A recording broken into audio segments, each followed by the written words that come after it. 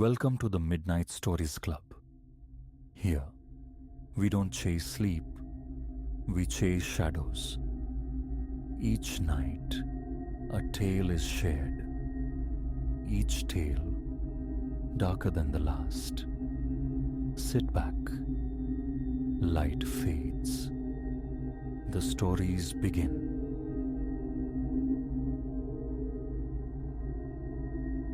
This shift wasn't mine.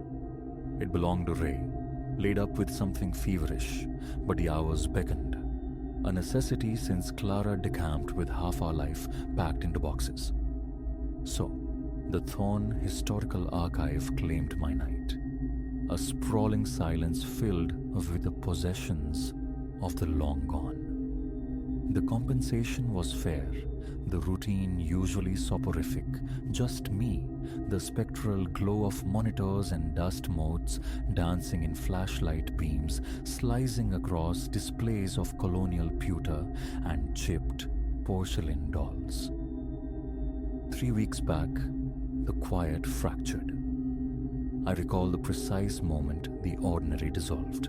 11 o'clock rounds, second floor. The familiar sweep of my light across locked doors, polished floors reflecting distorted shadows.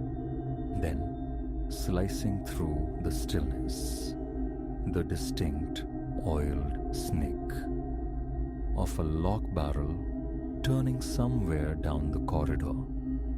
Not the polite electronic chirp of the security grid, but an archaic, mechanical sound. My beam stabbed down the hallway toward the source. The Regency-era exhibit, secured by my own hand barely an hour prior. Yet, the imposing mahogany door now stood ajar, a sliver of darkness breathing a chill that defied the building's meticulously regulated 21 degrees Celsius. I nudged the door wider. The soles of my boots protested against the gleaming parquet. Security? Anyone present? My voice, too loud, bounced off vitrines showcasing damask gowns and tarnished silver snuff boxes. Silence answered, thick and expectant. Motion detectors remained dormant. The cameras I checked minutes ago showed only empty rooms. Still, procedure dictated investigation. I moved through the space, a methodical sweep behind velvet ropes and tall display cabinets, peering into shadowed corners. No breach, no fractured window pane, nothing disturbed. I resecured the heavy door, heard the bolt slide home, tested the handle twice. A temperamental mechanism, I reasoned. Something for the morning maintenance lock. But the lock yielded again the following night and the night after. Always hovering around the same late hour, always that same intimate metallic click, always the Regency wing. My logbook began filling with meticulous entries, dates and times charting the anomaly. When I broached the subject with the museum director, she offered a dismissive shrug. Old structures breathe, Arthur, she'd countered. Temperature shifts, settling foundations. Her plausible deniability evaporated last Tuesday. I was anchored to the security console, paperwork spread under the desk lamp, eyes flicking across the bank of monitors. A flicker on camera 3 drew my gaze. A swift, inky shape blurring past the cabinets holding pre-colonial stoneware. Instinctively, I looked up, peering through the glass partition into the actual hallway. Nothing. I rewound the feed, scrubbing back and forth. The recording held no trace, just the empty corridor, bathed in the low emergency lighting. The camera had blinked, or I had. The subsequent evening, I brought my own gear, a decent digital camera, equipped for low-light conditions. I positioned it strategically, aim at the exact spot where the fleeting darkness had troubled my sight. then commenced my rounds. Later, reviewing the footage, I found only digital snow corrupting the image during the precise 2-minute window I'd suspected activity near the lens. Then came the whispers. Initially, they were less than sound, a pressure on the edge of hearing like a distant exhalation. Over consecutive nights, they gained texture, began to flirt with coherence. Arthur, my name, breathed into the vast, empty dark. The first time I heard it clearly, I was deep in the basement archives, cataloging a new acquisition of maritime maps. The voice materialized directly behind me. Soft, undeniably female, young. I pivoted so sharply a tray of cartographic tools clattered to the concrete floor. Only receding rows of steel shelving met my gaze, swallowed by shadow. "This is restricted access," I announced, my voice striving for an authority it didn't feel. "Identify yourself. You need to vacate the premises." The sole reply was the tired hum of the overhead fluorescent tubes. 15 years I've worked security. Warehouses, construction sites, sterile office blocks after hours. Panic isn't my default state. Yet, hearing my name sighed in that subterranean vault raised gooseflesh along my arms. I started bringing a thermos from home, bypassing the basement break room coffee machine. I took the echoing fire stairs instead of the rattling service elevator.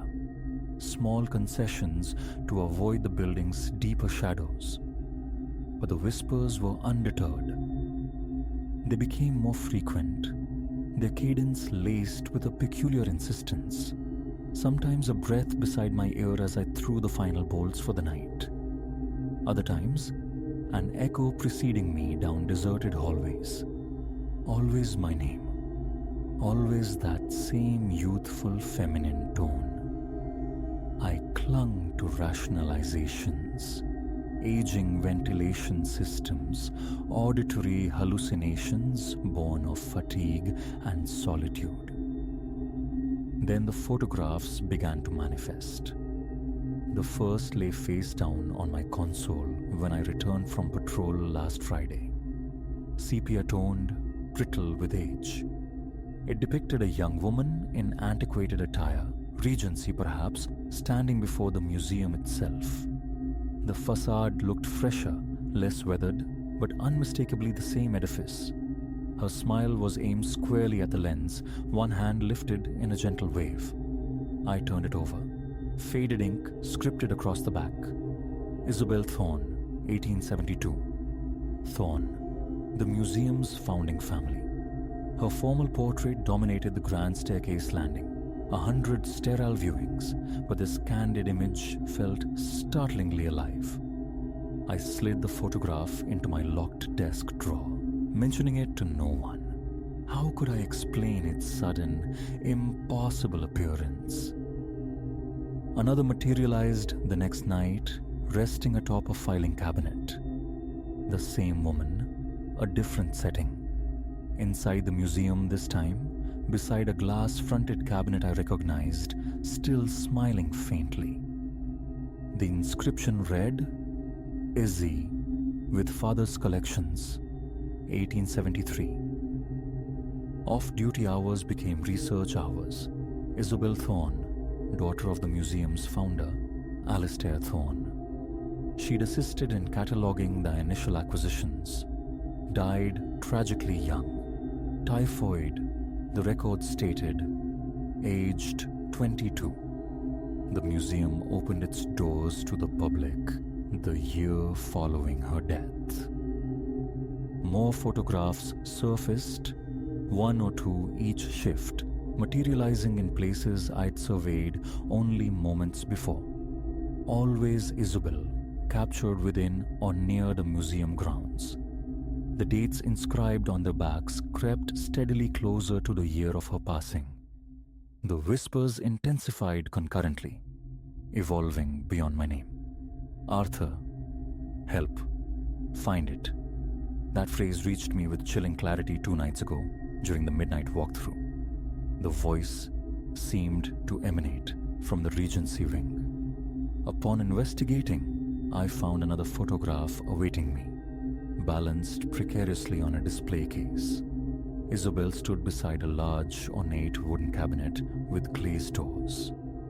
Her smile was absent now, replaced by an expression of gravity, perhaps apprehension. Father's Special Collection, 1874. The back read. Dated just 2 months before her death. I knew the cabinet well. It stood in the Regency wing, still, empty now, purely decorative. But in the photograph, its shelves were laden with what appeared to be bound volumes and small, intricate boxes. Last night, the phenomena escalated dramatically. I was in the security office when the building plunged into darkness. Monitors winked out simultaneously. Emergency lighting flared, casting the room in an unsettling crimson wash. That's when I heard her. No mere whisper now, but a distinct voice impossibly close. Arthur, please, you must find it. I jolted, nearly upsetting my chair. The voice was so near I felt the accompanying cold spot bloom against my skin. Find what? I managed, my pulse hammering against my ribs. What are you searching for? The journal. In the cabinet. He concealed it after I... Her voice frayed, dissolving into silence. Seconds later, the main power surged back, monitors flickering erratically before stabilizing. Another photograph lay on my desk. The final one, I sensed instinctively. It showed Isabel, confined to her bed, frail and pallid, clearly in the grip of severe illness. The date marked on the back was 3 days prior to her recorded death. I sit here now, transcribing this chronicle while the clock ticks towards midnight. That's the appointed hour, when the Regency wing door performs its spectral unlocking. Tonight, however, I won't just observe. My heavy-duty flashlight is ready. Alongside my personal camera and tucked into my belt, a crowbar borrowed from the maintenance stores. Something lies hidden within that antique cabinet. Something Isabel desperately needs recovered.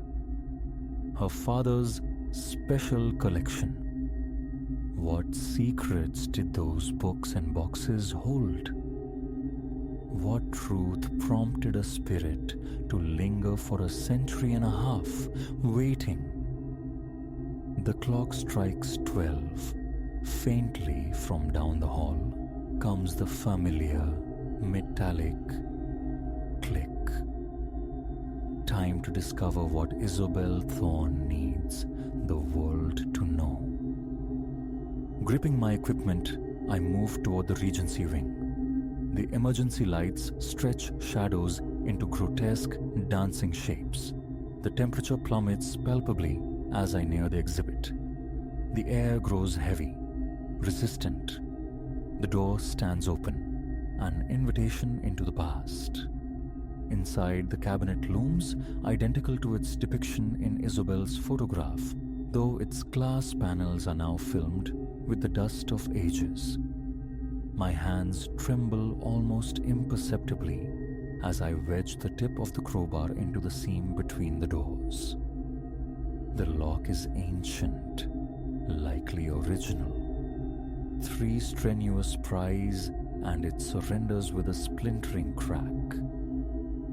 The cabinet's interior exhales the scent of dry rot and time. My flashlight beam illuminates vacant shelves, just as expected. But as I run my gloved hand along the back panel, my fingers detect it. A subtle discontinuity near the bottom edge, a false back. It yields with surprising ease, revealing a hidden compartment behind. Within lies an object swaddled in yellowed linen. Carefully, I withdraw it.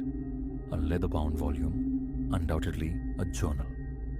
The instant my skin contacts the worn cover, the room's temperature plunges further. My breath blooms white in the torchlight.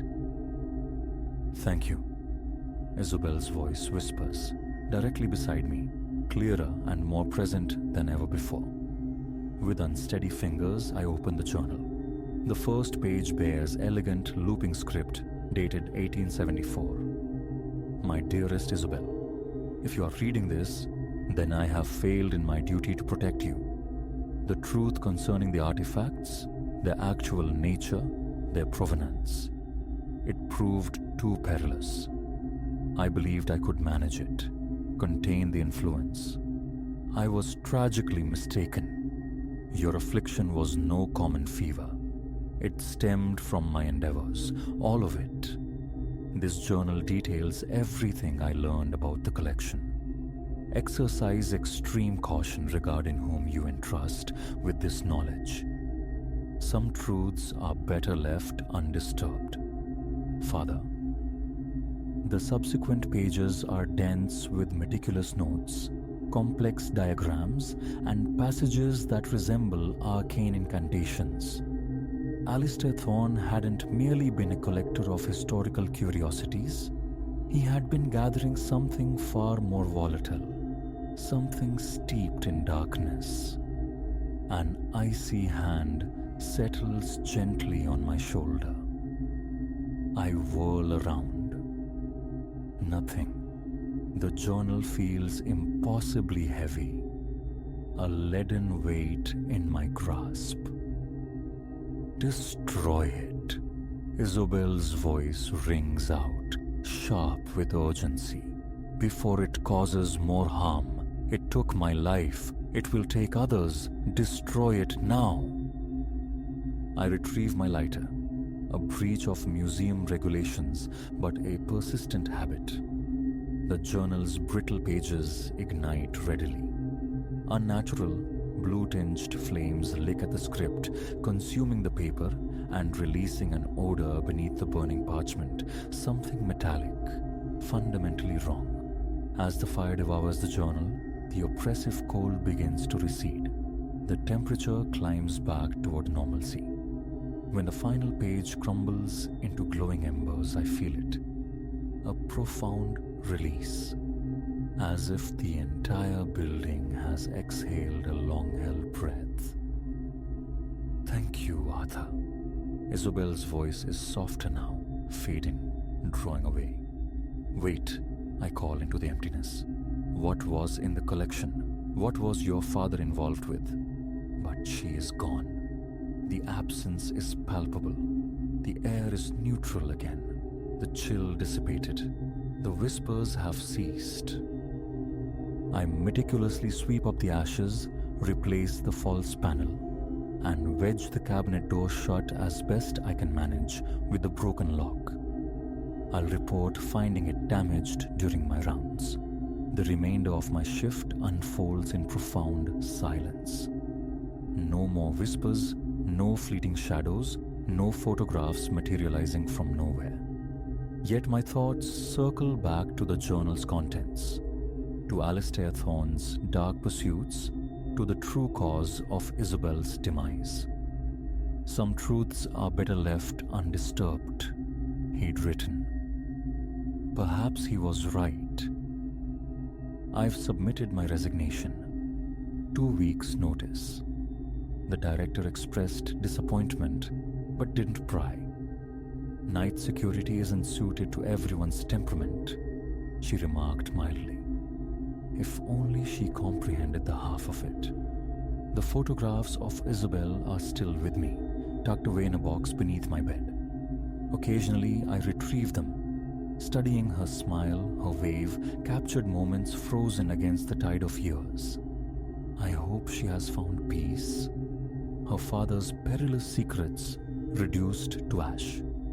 But sometimes, late at night, alone in my apartment, I fancy I hear faint whispers still. Not Isabel's voice. Something different, deeper, more ancient.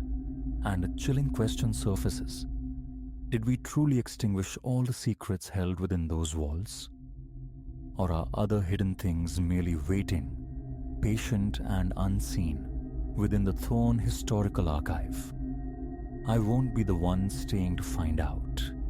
Let the next guardian of the night confront whatever mysteries remain. Some doors are best left unopened.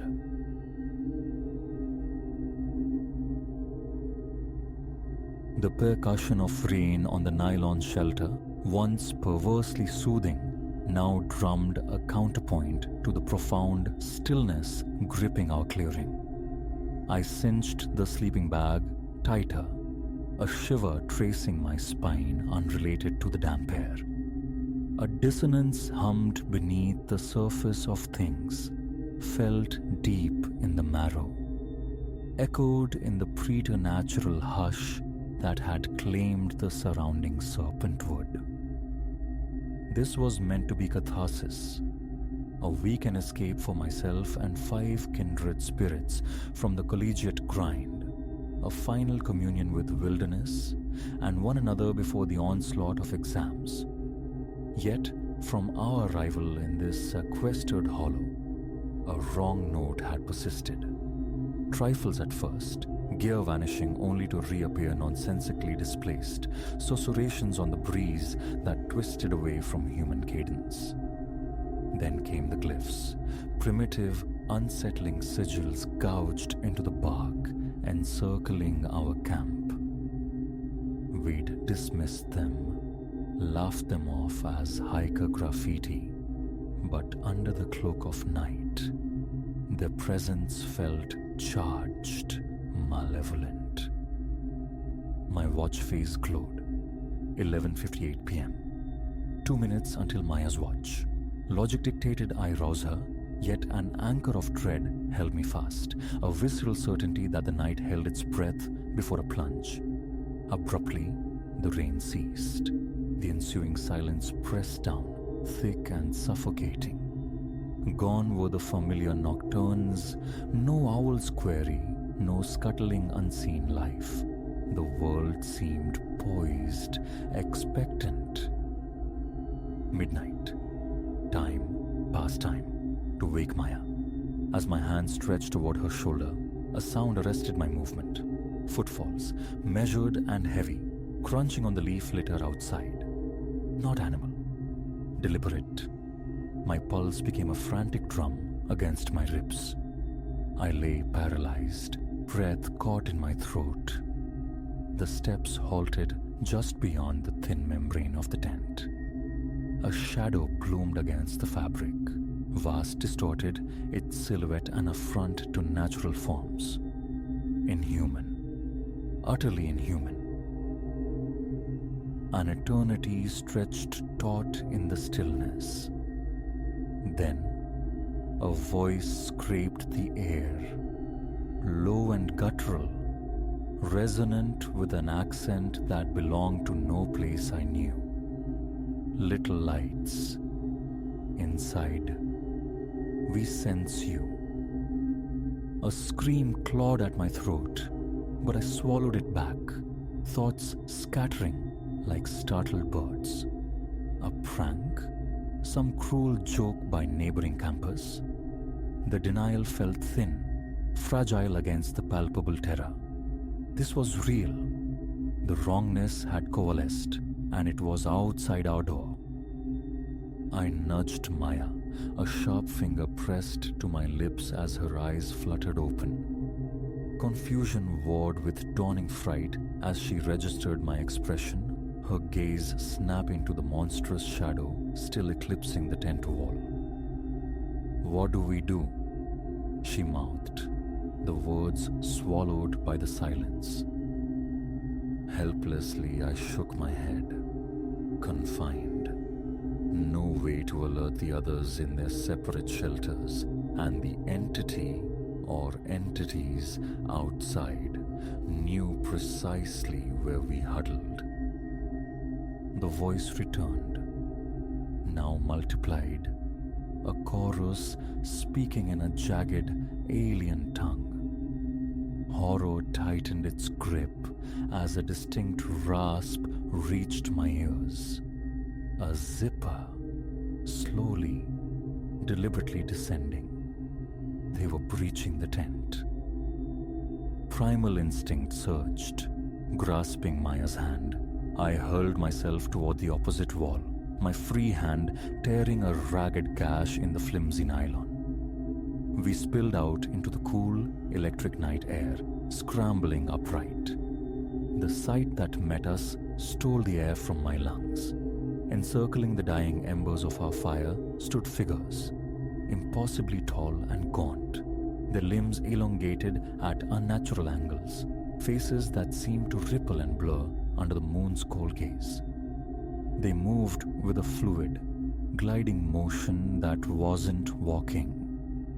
One pivoted towards us, its indistinct features splitting into a terrifyingly wide rictus, revealing rows upon rows of needle-fine teeth. "Run!" The word tore from my throat, raw and desperate. "Everyone, run!" Pandemonium erupted. Figures burst from the other tents, disoriented cries swallowed by the night. The creatures, no other word fit, moved with impossible celerity, intercepting, cutting off escape. We scattered, plunging into the dense undergrowth, directionless, propelled only by sheer animal terror. Screams echoed behind me, punctuated by sounds of pursuit I dared not investigate. Maya's hand remained locked in mine, her breathing a ragged counterpoint to my own panicked gasps as we fled for our very existence. The woods turned hostile. Branches seemed to grasp like skeletal fingers, roots coiled like tripwires. The land itself felt complicit, an ally to our hunters. We ran until lungs burned and muscles screamed, the sounds of the chase a relentless presence at our backs. Fear was the only fuel. Suddenly, we burst through the foliage into a small, moon-drenched clearing. At its heart stood a crumbling edifice of stone, ancient and forlorn. A tomb, perhaps, or a mausoleum, forgotten by time. Instinct drove us towards it. The heavy stone door groaned under our combined weight as we forced it inward, tumbling inside and heaving it shut. Plunged into absolute darkness, I fumbled for my phone, its weak beam painting a stark scene. The chamber was small, austere, dominated by a massive stone sarcophagus. And the walls, they were covered in glyphs, hauntingly similar to those carved into the trees. "Gods, Elara, what is happening?" Maya gasped, collapsing against the cold stone. "Those things." I shook my head, struggling for breath. I don't know. Never seen, never imagined. A chilling realization surfaced. "The others, did you see?" Maya's face contorted. "Screams." I heard screams, but her voice frayed, the unspoken conclusion hanging, heavy, between us. I slumped against the wall, the crushing weight of our predicament settling in. Trapped in some forgotten sepulchre, hunted by nightmares made flesh, our friends likely lost. Maya seized my arm abruptly. "Listen," she breathed. I strained my ears, holding my breath against the frantic pounding in my chest. Silence.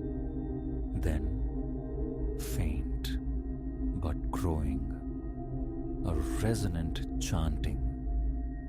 sung in that same brutal alien language. It was drawing nearer. "They found us," I whispered, voice trembling. "We need another way out."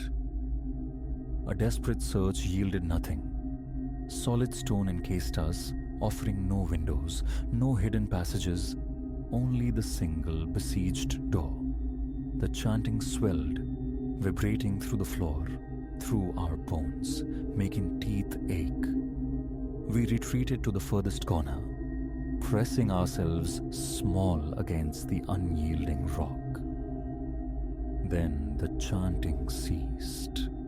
A dreadful pause hung in the air. A boom. Something immense struck the door, the impact shuddering through the tomb. We flinched violently. Boom. Again. "The symbols," Maya choked out, pointing a trembling finger. "Elara, look, they're glowing."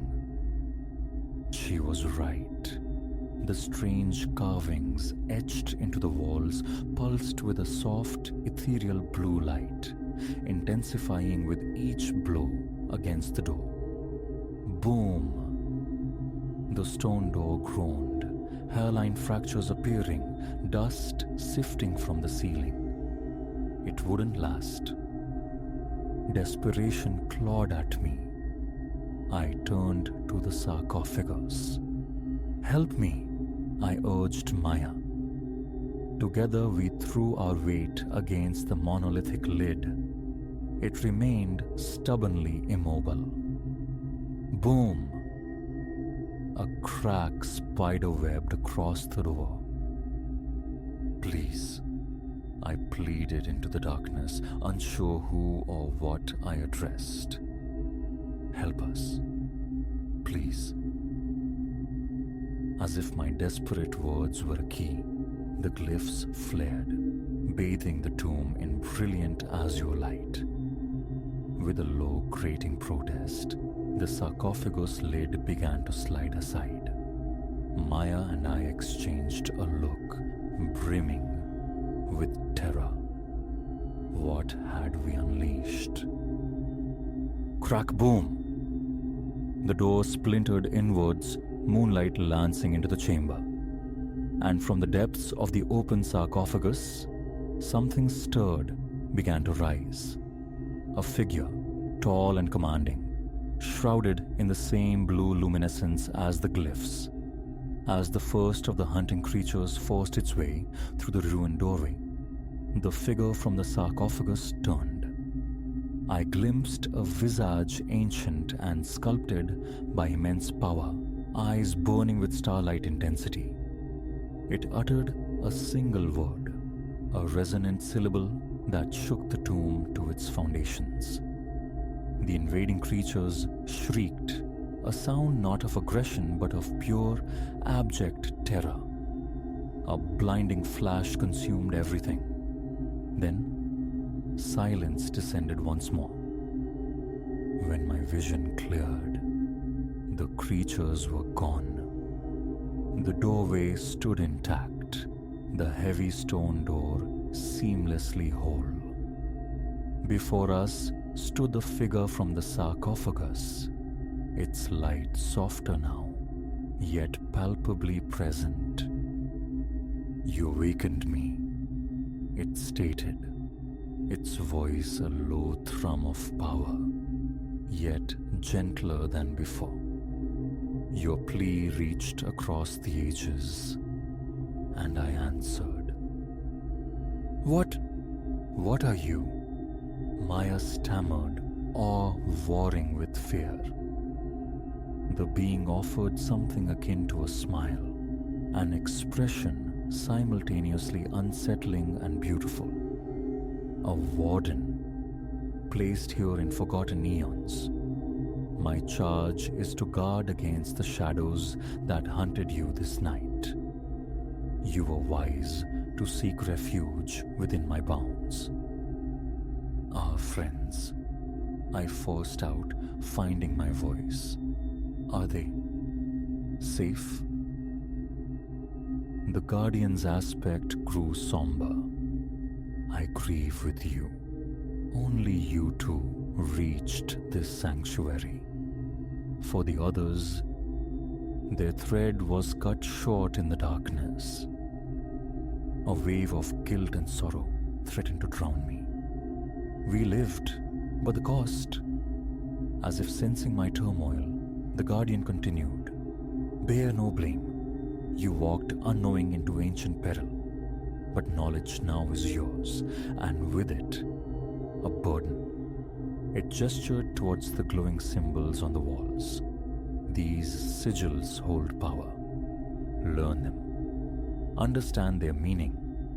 The entities you fled are but one echo of the darkness lingering in the world's hidden corners. Few remain who stand against such tides. The Guardian's form began to shimmer, its light fading. Depart now. This place grants temporary safety, but carry the memory of this night. Remember and ready yourselves. A time may come when you too must stand as wardens. With that final pronouncement, it dissolved, leaving Maya and me alone in the silent, glyph-lit tomb. We stumbled out into the grey pre-dawn light, profoundly shaken, yet undeniably alive. Returning to the ravaged campsite felt like crossing into a different life. The world I knew had fractured, revealing terrifying depths beneath. Survival felt less like victory and more like inheritance.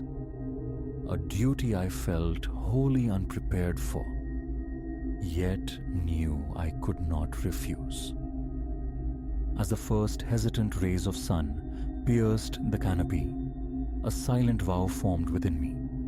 I would learn the glyphs, I would seek understanding, I would prepare, and if the darkness rose again, I would face it, honoring the ancient warden who had offered not just sanctuary, but purpose.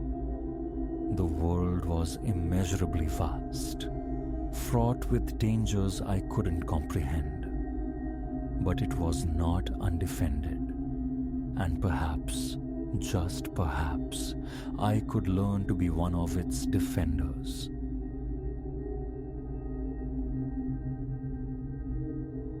The first inkling of trespass arrived as a sound, an abrasive rasp that clawed its way up from the subterranean level. Metal scarring concrete, the unmistakable signature of something heavy, unwillingly moved. I stood frozen amidst the Saturday afternoon stillness, the task of scrutinizing ancient electrical wiring forgotten. Alone. Utterly alone in the echoing shell of the building, and every filament of hair on my neck prickled with sudden, cold awareness. This commercial husk had become mine only weeks before. An edifice of indeterminate age in a neighborhood poised between neglect and aspiration. The price had felt right, a lure for my ambitions of polished floors and perhaps a small thriving boutique, or a leased space humming with local enterprise. During the perfunctory walkthrough, the slick estate agent, all smiles and swift gestures, had conveniently omitted the existence of a stunted garage burrowed beneath the main floor. Its discovery came later, when my friend Kai helped me wrestle measuring tapes across the walls. Behind a primary fuse box, we found it, a narrow, forgotten door, weeping rust. Its hinges shrieked a metallic protest as we forced it inward, disturbing decades of stillness and releasing a breath of cold, stagnant air, thick with the scent of weeping stone. My phone's beam sliced through the gloom. The space wasn't expansive, barely adequate for a single modest automobile, perhaps two motorcycles standing sentinel side by side. The concrete floor was a fractured map of neglect, webbed with fissures. Verdant blooms of mold crept up the sweating walls. In one corner lay a scatter of archaic tools, abandoned relics. No functional illumination existed, only a vacant socket dangled from frayed, antique wiring, the bulb long since surrendered. There seemed little reason to linger in this forgotten appendage, so for days I relegated it to the back corners of my mind. Until that weekend, dedicated to mapping the building's circulatory system of wires. Code compliance was the goal. I began methodically on the main level, testing switches, probing outlets, peering into the breaker cabinet. All seemed passably inert.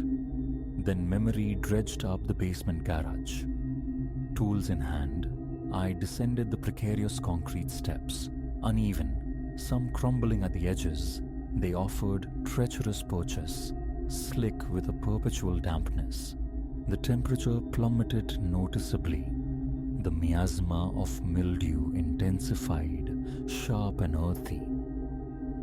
My flashlight carved arcs through the darkness, painting walls and ceiling in transient strokes of light.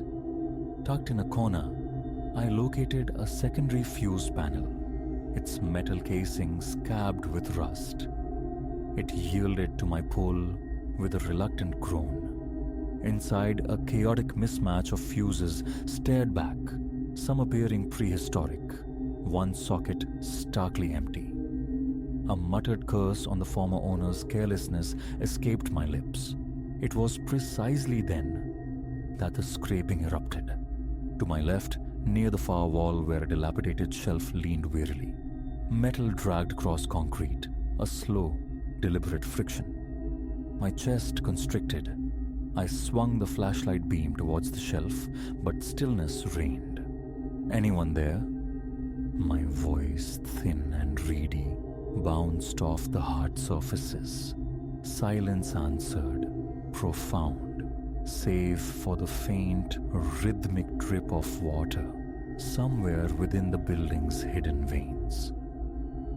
Rationalization warred with instinct, an echo of my own movements, settling foundations.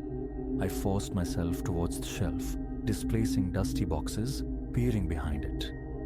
Nothing but damp, stained concrete. Unease coiled in my gut, but I turned back to the fuse box. Minutes passed in strained quiet. Then, again, the sound, amplified now, heavier, closer. A visceral crawl prickled my skin. My screwdriver clattered to the floor as I spun around. Still, nothing visible stirred. The palpable sense of not being alone thickened the air. I paced the perimeter with deliberate slowness, flashlight beam probing the Stygian corners, each step echoing unnaturally. My pulse hammered a frantic rhythm against my eardrums. Nothing. No one. No displaced object. Escape became imperative. My limbs felt leaden, my hands slick with sweat around the flashlight's grip. Each footfall seemed magnified. Back upstairs, I tried to dismiss it. Plumbing groans, shifting debris, the building breathing. Yet a sound resonated, refusing to fade. By evening, darker thoughts intruded. A break-in. Could some transient soul, some shadow dweller, have claimed this forgotten space? The building, despite its potential, was porous, its locks relics of a bygone era.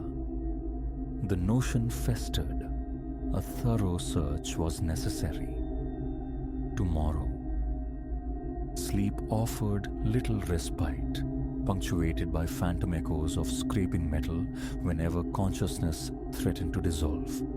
Dawn found me pulling on work clothes, armed with a more potent flashlight and a short, sturdy crowbar.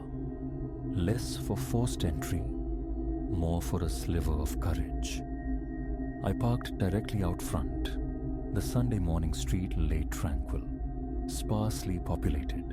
Unlocking the main entrance, I made a direct course for the basement. The familiar musty odor greeted me the moment I breached the doorway to the lower level. An acrid itch in my nostrils. The stairs groaned their usual complaint under my weight, despite my attempts at stealth. At the bottom, I paused, sweeping the powerful new beam across the scene. It sliced through the darkness far more effectively than my phone had. Bare walls stared back. The floor, coated in a fine patina of dust, showed only my own footprints from the previous day. I commenced a meticulous search behind the shelf, in every shadowed corner, beneath the decrepit tool bench. Nothing appeared disturbed.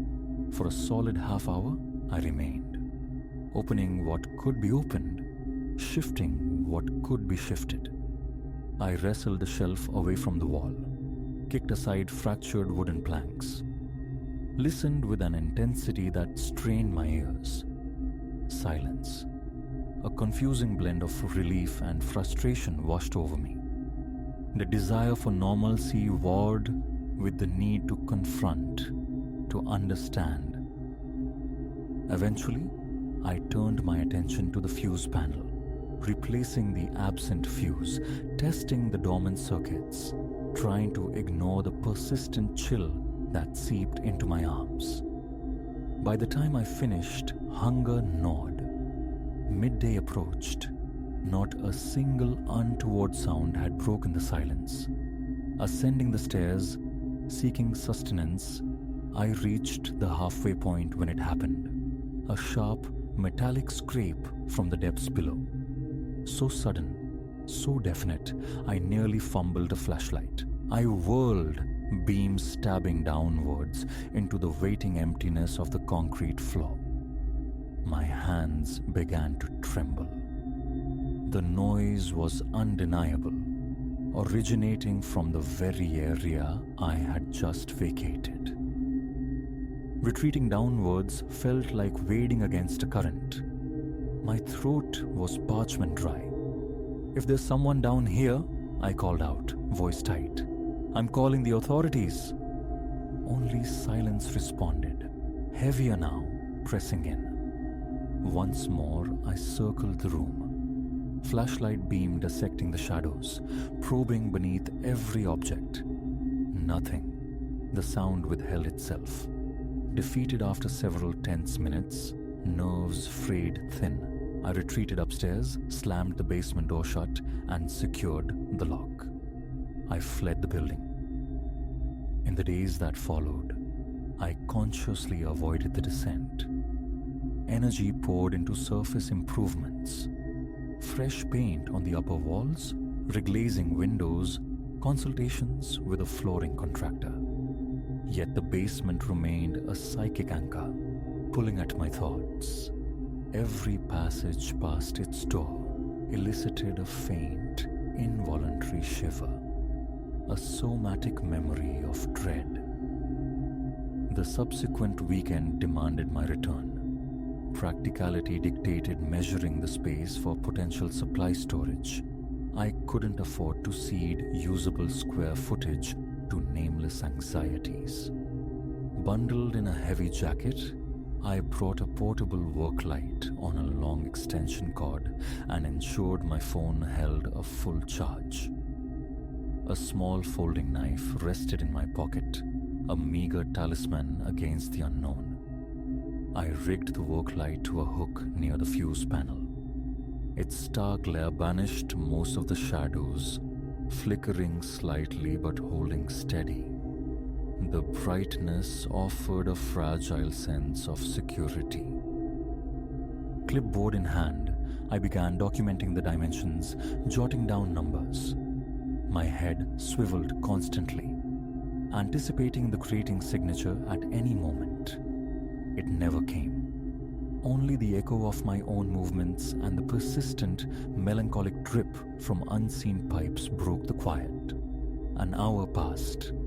Measurements complete, I wiped sweat from my brow. a nervous perspiration despite the ambient chill. As I prepared to dismantle my setup, the work light faltered, pulsing erratically. It dimmed drastically for 2 heartbeats, then flared back to life. In that brief eclipse of illumination, stark against the far wall, I perceived a shape, a figure, vague like a human silhouette cut from shadow. I froze, heart seizing. I snapped the flashlight beam towards the spot. Emptiness. Only peeling paint on damp concrete. Clutching the work light, I crossed to the location, sweeping the cone of light into every recess. Nothing. No disturbance, no lingering trace. I fought to regulate my breathing, the tremor returning to my hands, the smell of mold felt suddenly suffocating, the walls pressing inward.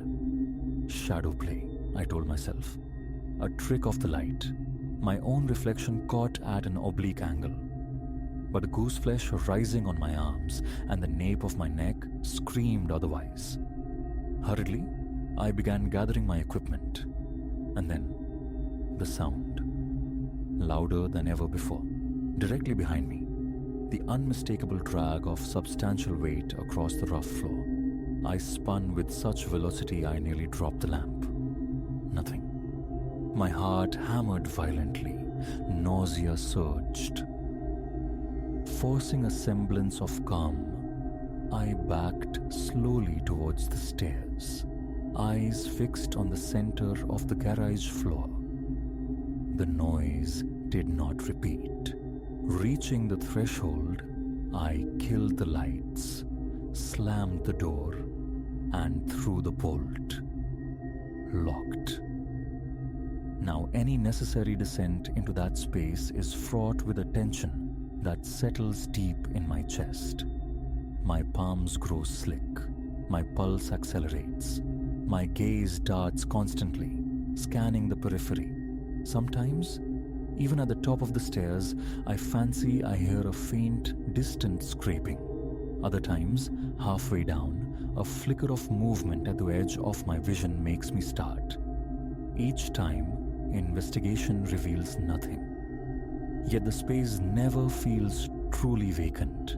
It feels occupied by a waiting presence, observing my departure, perhaps anticipating my approach.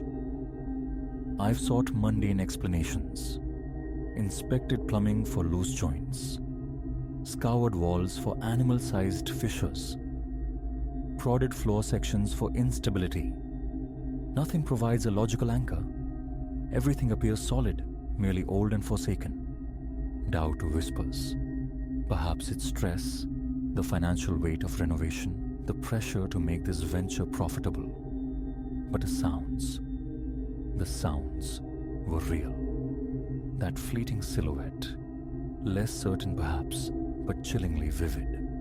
And the definitive drag of metal on concrete. That was no phantom of fatigue. It possesses a character, distinct from rattling pipes or dripping water. It is other. When inquiries arise about the property's progress, my answers are vague. Coming along, I might say, needs considerable work. The basement saga remains my private burden. I have no desire to be the proprietor of the local, haunted building, the source of whispered town gossip. Yet the uncertainty gnaws. Security cameras.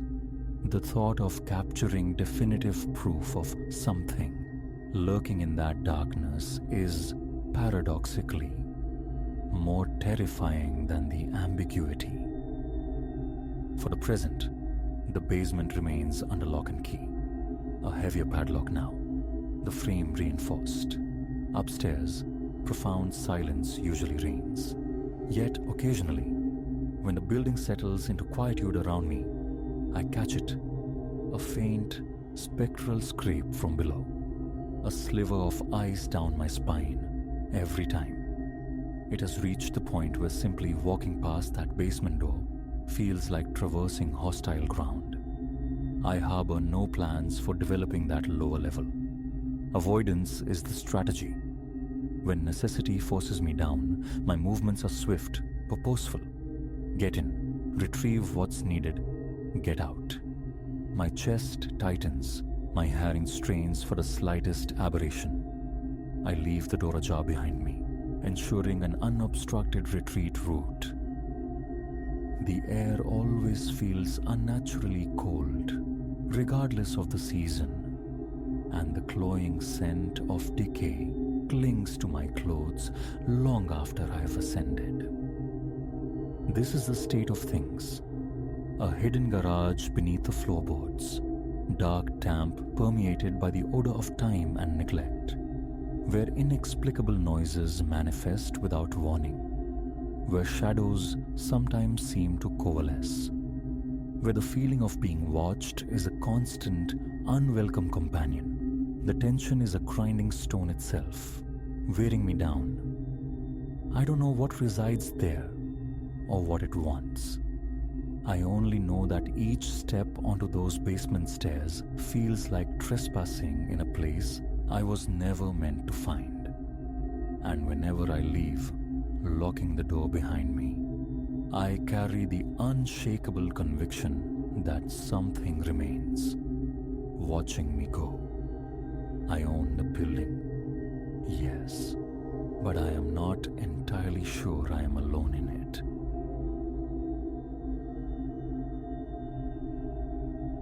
A prickle traced my skin the instant my boots touched the soil of that place. Weather-scoured wood announced the farm's name. Lettering faded almost to invisibility.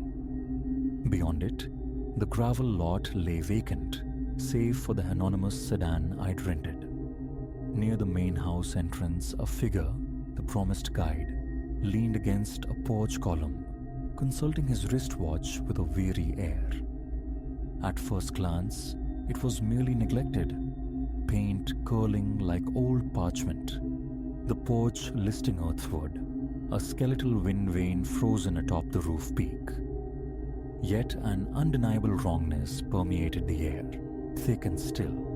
2 hours I'd driven, chasing whispers of anomalies, not truly anticipating anything potent enough to burrow beneath my composure. I was mistaken.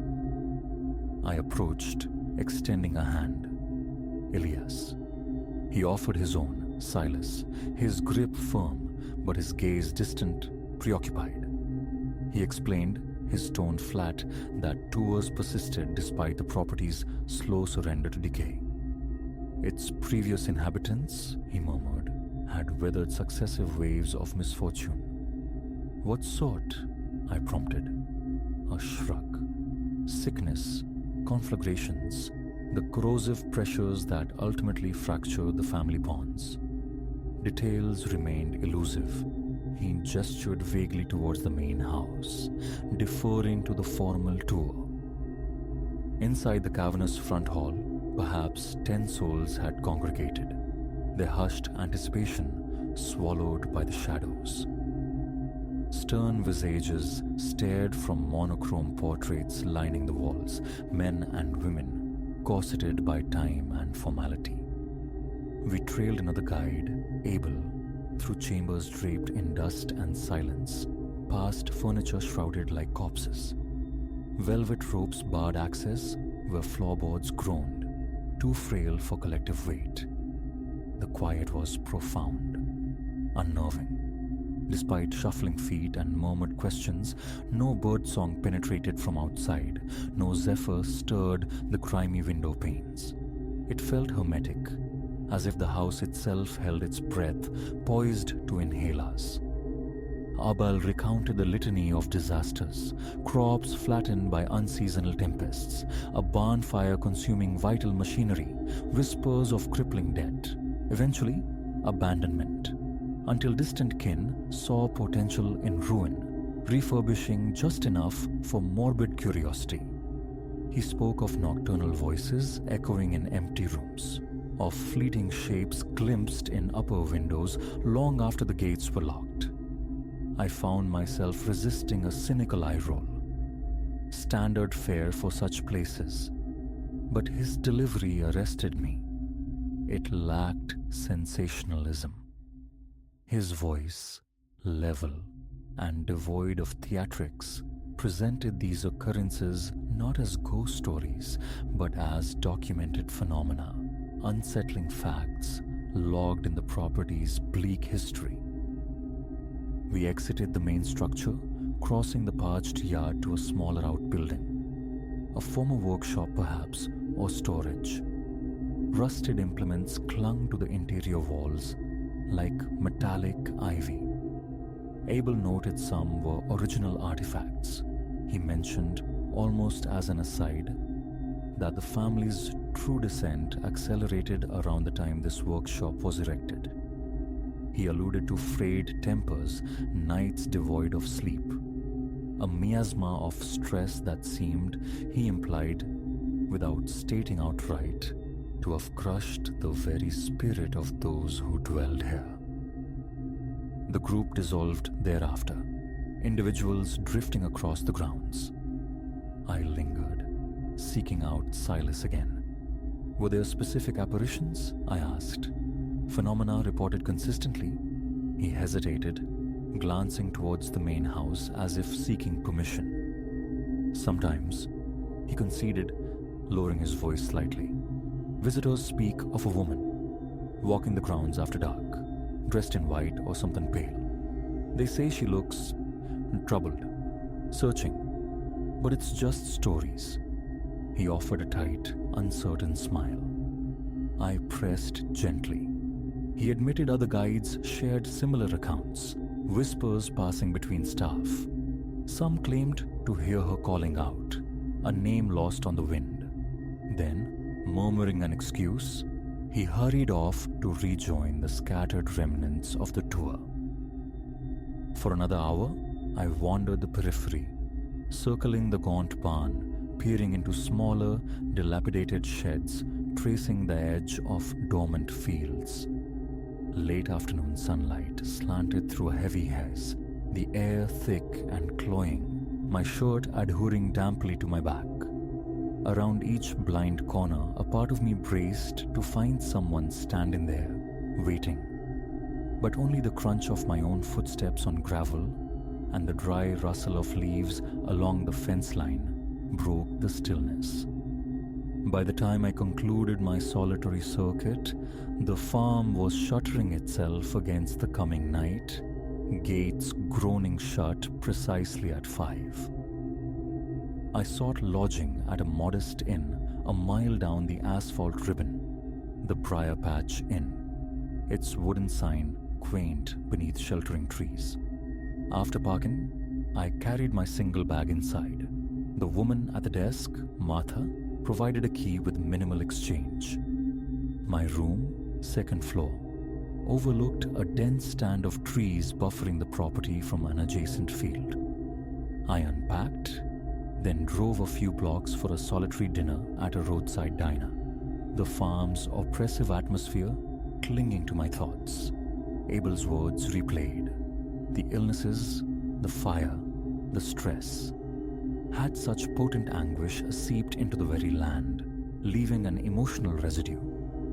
Theories about places retaining psychic imprints surfaced, but I pushed them aside, accustomed to local legends amplified for tourist consumption. Darkness was absolute when I returned. Sleep beckoned, promising respite before a planned return to the farm at dawn. Yet, around midnight, an inexplicable disturbance pulled me from slumber. Not a sound, initially, but a feeling. A shift in the room's equilibrium. I lay staring at the textured ceiling, the air conditioner's low hum, the only discernible noise. Then it came. A sound like a voice, indistinct, but vaguely interrogative. My name? Imagination? I reasoned. Vestiges of a dream. But it surfaced again. Faint this time, yet unmistakable. Here? Are you? My heart commenced a frantic drumming against my ribs. A clammy dampness bloomed on my palms. Pushing upright, I moved to the window. The night outside was a void, save for the weak sodium glow from the inn's sign illuminating a small radius near the drive. Beyond that, the trees and field were lost in impenetrable black. Pressing my face close to the cool glass, I strained to pierce the gloom. The voice whispered again, closer now, seemingly just beyond the pane, though still bodiless. Elias? It seemed to sigh. Then, a flicker. Near the tree line's edge, a drift of white. Not reflected light, not an animal. It possessed the distinct verticality of a human form, clad in pale fabric. I froze. Call out? Stay hidden? My own voice emerged, a thin, reedy thing. Hello? Is someone there? Silence answered, punctuated only by the stir of unseen leaves. Seconds stretched, taut as wire. Movement again. The figure drifted near the weak pool of light. A woman, undeniably, draped in what looked like a long, white gown. Her head tilted, a slow, searching gesture. My pulse hammered, a frantic tempo in my ears. My mouth felt coated in dust. I blinked repeatedly, trying to dispel the impossible image. She seemed to turn towards my window. Her features remained indistinct, mere suggestions in the poor light, but her posture radiated anxiety, a desperate tension in her shoulders. She looked stranded. I remained locked in place, knuckles white, where I gripped the sill. Then, as silently as she had appeared, she pivoted, retreated into the consuming darkness between the trees, and was gone. The field resumed its absolute stillness. I stood rooted, breath held, waiting. Minutes passed, marked only by the frantic thudding in my chest. My mind raced. Go outside. Check. What if it was someone genuinely needing help?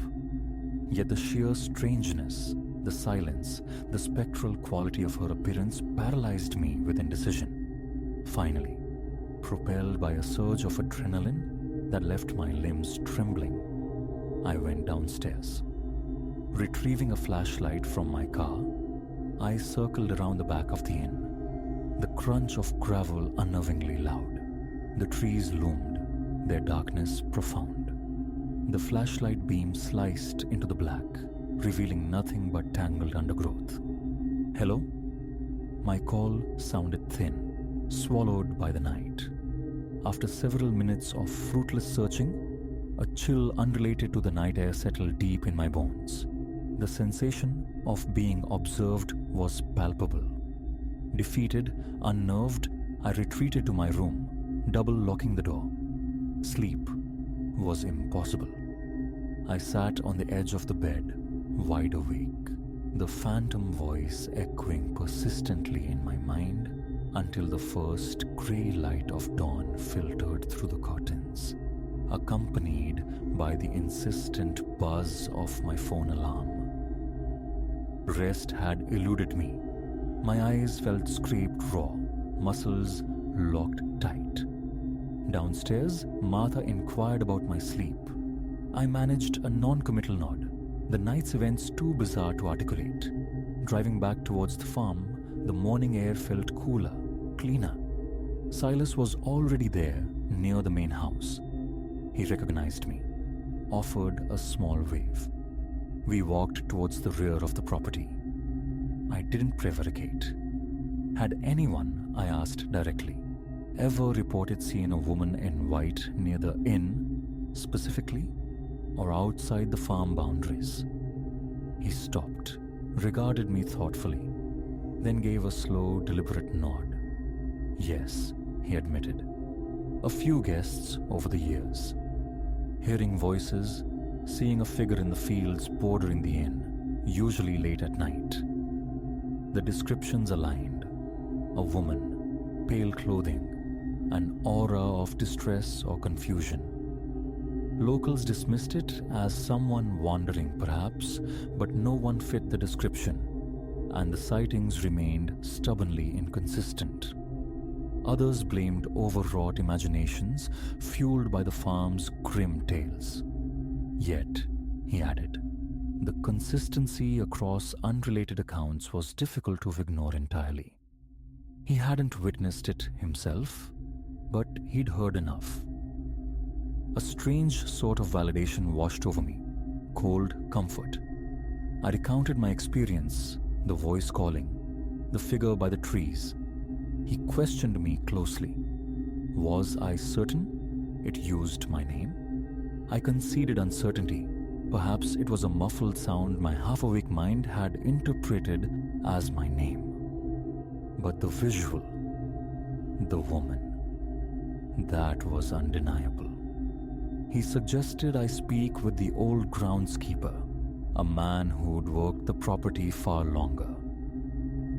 We found him near a shed by the barn, an old man with sun-etched features beneath a straw hat, methodically sweeping the threshold. Introductions were made.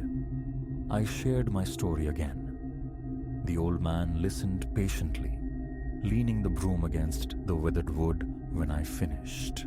Such sightings, he said, his voice raspy with age, had been reported for decades. He recalled a couple terrified by tapping on their inn window at 2 a.m, another guest hearing footsteps on the inn's porch, only to find it empty. Sometimes a white gown, sometimes just light attire. Always solitary, seemingly lost or sorrowful, never menacing. Who she was, he shrugged, a gesture of enduring mystery. Nobody knew. The remainder of the morning I spent meticulously walking the farm's perimeter again, seeking any rational explanation. A hidden path to the inn? Evidence of nocturnal passage? I found only overgrown fences, thickets of thorned weeds, faint animal trails. No fresh prints, nothing suggesting regular human transit. Around noon, Abel found me near the main house. He offered surprisingly a look upstairs, normally restricted, but permissible today if I was cautious. We ascended the protesting staircase into dimness, the floorboards yielding softly underfoot. He guided me into a bedroom, furniture sheeted against the pervasive dust, its windows gazing out over the fields towards the inn's direction. From this vantage, he said quietly, staff had occasionally reported spotting a pale figure moving in the distance, usually near dawn or deep in the night. Recounting my visceral fear from the previous night, the pins and needles sensation crawling up my arms, my stomach clenching as I'd peered into the dark. I felt my hand tighten instinctively on the banister, knuckles whitening just as they had at the window. He nodded, a silent acknowledgement of the primal fear such encounters evoked. We descended back to the ground floor. The official tour was concluding. Visitors drifted towards the small gift shop near the exit. Stepping back into the sunlight, I watched them, wondering if any would experience something unsettling tonight. A perverse curiosity tempted me to stay another night at the Briar Patch Inn, to see if she would reappear. But the unease was too potent, the exhaustion profound. As I turned towards my car, the old groundskeeper waved me over. One thing, he offered, his gaze steady. If you happen to see her again, try speaking to her. Some say she fades away if you acknowledge her directly. Had anyone ever received a reply? I asked. He shook his head slowly. Fear usually froze people or sent them fleeing. But it was a thought. I thanked him, slid behind the wheel, my hands still betraying a slight tremor as I turned the key. In the rearview mirror, the farmstead looked stark and weary under the midday sun. The peeling paint, the listing barn, the wind-stirred fields. My mind conjured the woman in white, the slow turn of her head, the palpable sense of waiting. A familiar tightness constricted my chest. The memory felt utterly, chillingly real. I pointed the car towards the highway, the debate, stay or go, finally resolved. One night had been sufficient immersion in that palpable dread. My shoulders ached with unrelieved tension, a physical manifestation of the night's lingering grip, an ache that didn't fully subside until the city skyline appeared on the horizon. Days later, seeking some semblance of closure, I phoned the farm office. Identifying myself as a recent visitor documenting experiences, I inquired about recent reports matching mine. The voice on the line, calm and professional, confirmed it. Yes, sporadic accounts of a woman in white, of disembodied voices near the property and the inn, persisted. No explanations had ever been unearthed. The occurrences remained random, unpredictable. I thanked them and disconnected, feeling simultaneously vindicated and profoundly unsettled. My experience wasn't unique, yet it remained inexplicable. No clear link to the vague histories of family hardship, no identity for the spectral figure, just whispers of lingering sorrow, or perhaps, as some insisted, collective imagination painting ghosts onto a canvas of decay. All I possessed was the certainty of what I saw, and the faint, recurring echo of a voice in the quiet moments before sleep. That was the sum of it. Drawn by rumor to a decaying farm, I absorbed tales of sorrow from guides who seemed half convinced themselves. I felt the weight of the place, its silent endurance. Then, a single night in a nearby inn fractured my skepticism. A voice in the dark, a figure glimpsed at the edge of sight, pale, desperate, searching. Confirmation followed. Others had witnessed the same inexplicable presence. I departed with frayed nerves and a heart that still quickens at the memory. Even now, the image surfaces unbidden. That white outline against the absolute black of the trees, and it feels as though she remains, forever pacing that boundary, trapped between worlds, waiting.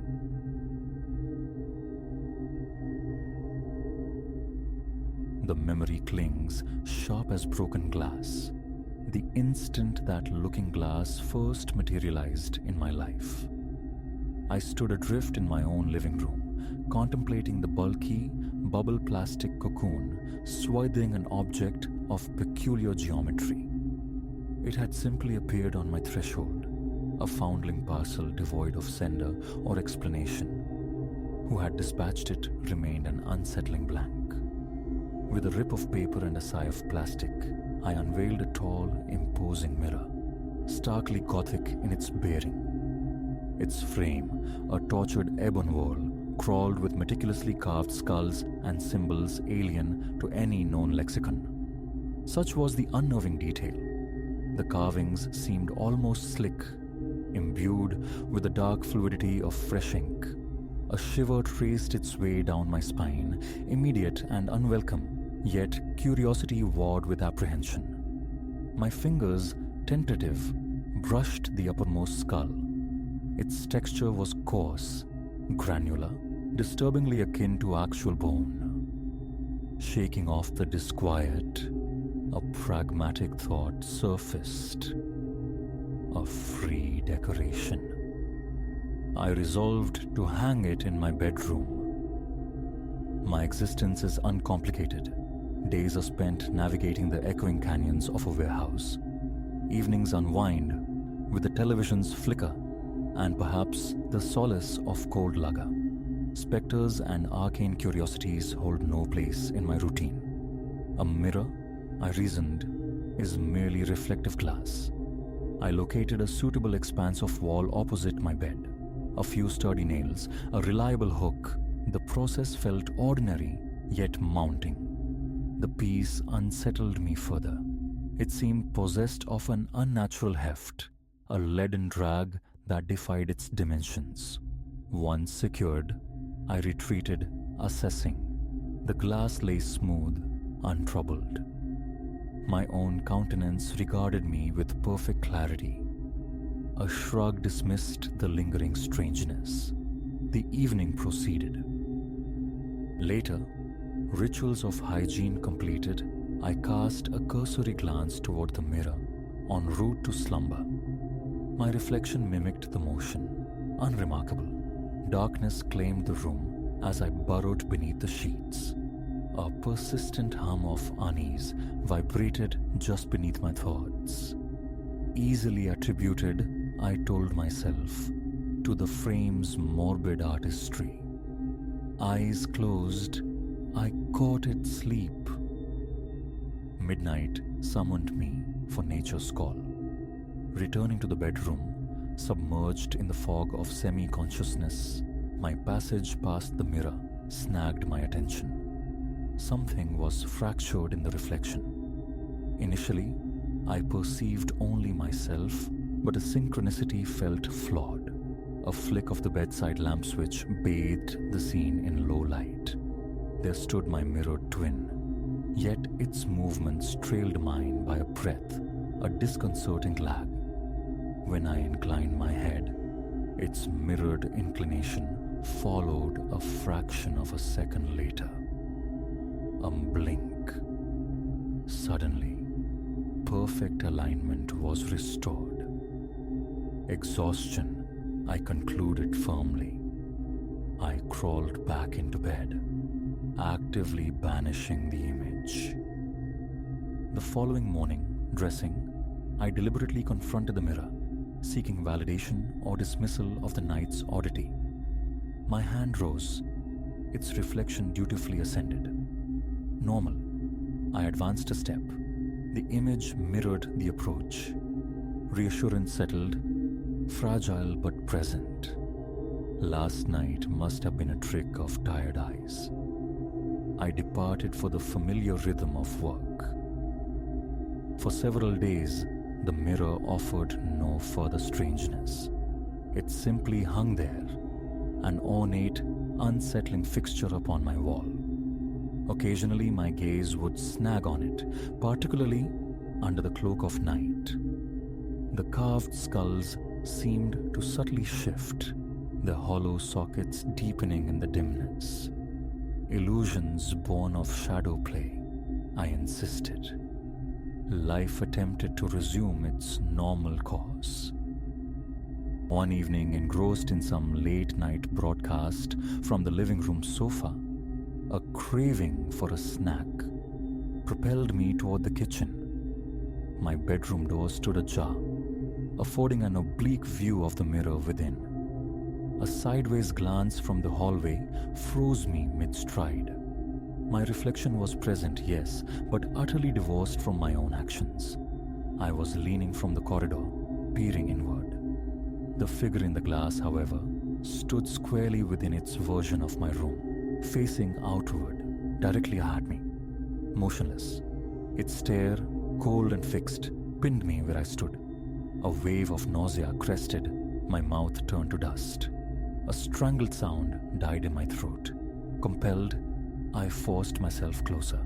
The reflection mirrored my advance, yet its unwavering gaze never broke from mine. Adrenaline surged, a frantic drum against my ribs.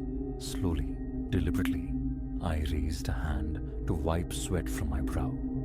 The mirrored hand performed the identical gesture, but with a languid, almost insolent slowness. Its eyes remained locked on mine. A peculiar sensation arose, a subtle pull toward the glass. The urge to flee screamed, yet a counter-demand, the need to verify my sanity, held me fast. My legs obeyed, woodenly carrying me into the bedroom proper. The reflection shadowed my entrance. The instant I stood directly before it, normalcy snapped back into place like a shutter closing. My own face stared back, pale, damp with fear, but undeniably synchronous. A ragged swallow. My hands trembled violently. Sleep that night was a fraught, shallow affair, haunted by the memory of those reflected eyes. Were they angry? Accusatory? Each time darkness pressed in, that frigid stare imprinted itself on my inner vision. At one point, seeking refuge in the phone's blue light proved futile. Focus scattered like dust motes. I left the television murmuring inanely in the living room, a flimsy bulwark against the silence, until dawn finally broke. In the ensuing days, I cultivated an avoidance of that mirror. Dressing rituals migrated to the bathroom. Hair checks became fleeting, peripheral glances before escaping to work. Yet its presence remained undeniable, a palpable wrongness infecting the space. It felt observant. Often, within the bedroom's confines, a distinct pressure would build at the base of my skull. The unmistakable sensation of being watched. A swift turn would reveal only the twisted Gothic frame, my reflection placid within it. But the comfort never returned. One night, a fatal error. I looked directly into it before extinguishing the light. My reflection leaned forward, perceptibly closer to the glass than I stood in reality. Goose flesh prickled my arms. I instinctively recoiled, but the mirrored figure maintained its proximity, its shoulders subtly tensed as if poised to breach the surface. A blink, and it jolted back, resuming perfect mimicry. A shaky exhalation escaped my tight chest. Turning off the lamp, I plunged under the covers, my heart hammering a frantic rhythm for what felt like an hour before exhaustion finally dragged me under. Another instance remains seared in memory. I walked into my bedroom to find the mirror, reflecting not my familiar surroundings, but some tenebrous, unknown space. Walls, slick with dampness, formed the boundary. The illumination was spectral, weak, suggesting a solitary candle or torch flickering somewhere beyond view, casting elongated, dancing shadows. The texture of the walls seemed rough-hewn, like ancient stone blocks. A profound chill permeated the air. I pinched my own arm, a desperate check against dreaming. My feet felt leaden as I compelled myself toward the glass, my pulse a deafening thunder in my ears. As I drew nearer, faint, indeterminate sounds seemed to bleed through. The distant, echoing plink of dripping water perhaps, or the soft scuffle of movement down unseen corridors. The air in my room was utterly still, yet perspiration beaded on my skin. Just as I reached striking distance, less than a foot away, the scene abruptly vanished, replaced instantaneously by the mundane reflection of my bedroom. It was like a curtain, violently drawn. I stumbled backward, breath catching in my throat, collapsing onto the edge of the bed to quell the rising panic. Thereafter, I sought refuge in the mundane. Longer hours at the warehouse, deliberate immersion in television static, evenings spent confined to the living room, bathed in artificial light. But the bedroom and the mirror remained unavoidable thresholds. Sometimes my own face greeted me. Other times, fleetingly, that crypt-like chamber would flicker into view. It never lingered, but each glimpse was a fresh jolt to my system, a reminder of the cold, wet stone I could almost feel through the glass, a sensation that resonated deep in my bones. An insistent warning pulsed within me. Stare too long, and something else might appear within that desolate space. The knot of dread in my stomach tightened, cautioning against deeper scrutiny. Yet avoidance felt increasingly futile. I decided to confide in my friend, Marcus. He possessed no expertise in the occult, but perhaps knew of obscure antique dealers or the provenance of strange artifacts. I recounted the mirror's arrival, described its disturbing frame, detailed the anomalies. My voice I tried to keep level, but the tremor in my hands betrayed me as I clutched the phone. He listened, perplexed, admitting unfamiliarity with such phenomena, but firmly advised disposal if it was causing such distress. The advice resonated. I contemplated hauling it to the curb, even taken a hammer to its reflective surface. Yet, each time resolve solidified, a profound, sickening reluctance paralyzed me, as if the mirror itself resisted, projecting an invisible barrier of dread. It sounds melodramatic, I know, but the description fits. My limbs would grow heavy at the mere thought of removal. My heart rate would spike, breath catching in my chest. Procrastination became my only recourse. One evening, desperation fueled a new tactic: concealment. An old blanket, rescued from closet depths, became my intended shroud. Palms slick with sweat, I stood before the mirror, gaze fixed on the luring skulls and serpentine wood. With a determined heave, I draped the blanket over its top edge. A fleeting moment of relief washed over me.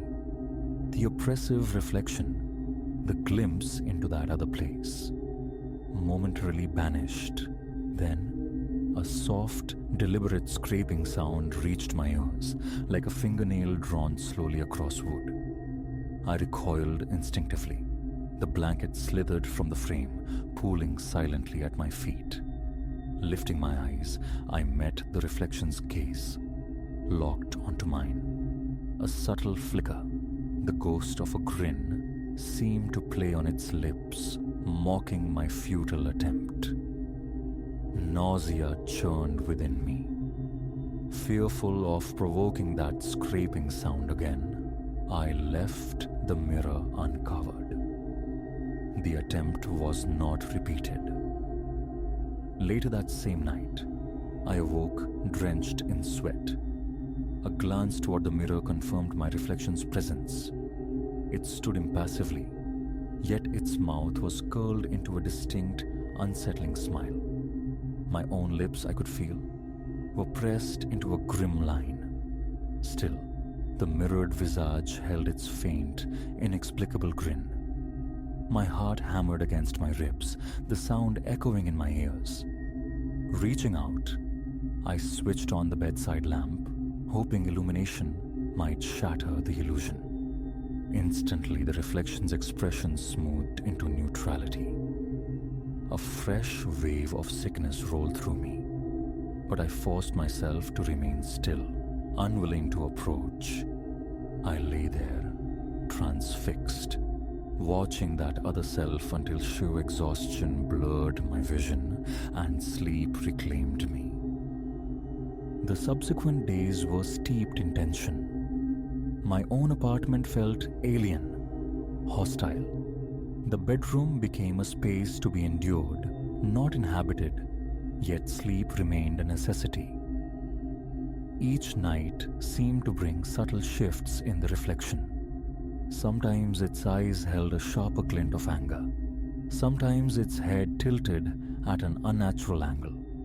Other times, glimpses of the dark crypt bled through, the background subtly altering even as my own reflected form remained central. No voices ever manifested, but a faint echoes persisted.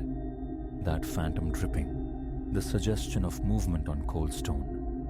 Nightmares began to plague me, not of overt terrors, but claustrophobic loops of standing before the mirror, paralyzed, unable to look away. I'd awaken slick with sweat, my first instinct to check the glass.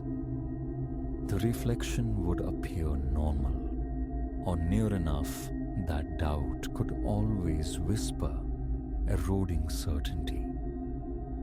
My life devolved into a sickening cycle of fear and self-questioning. Online searches yielded nothing. Without a name, a shop, a receipt, I possessed only this cursed object dominating my room. The thought of passing it on, burdening another with this creeping horror, felt unconscionable. Sometimes I'd find myself standing outside my own front door, keys clenched tight, steeling myself for re-entry.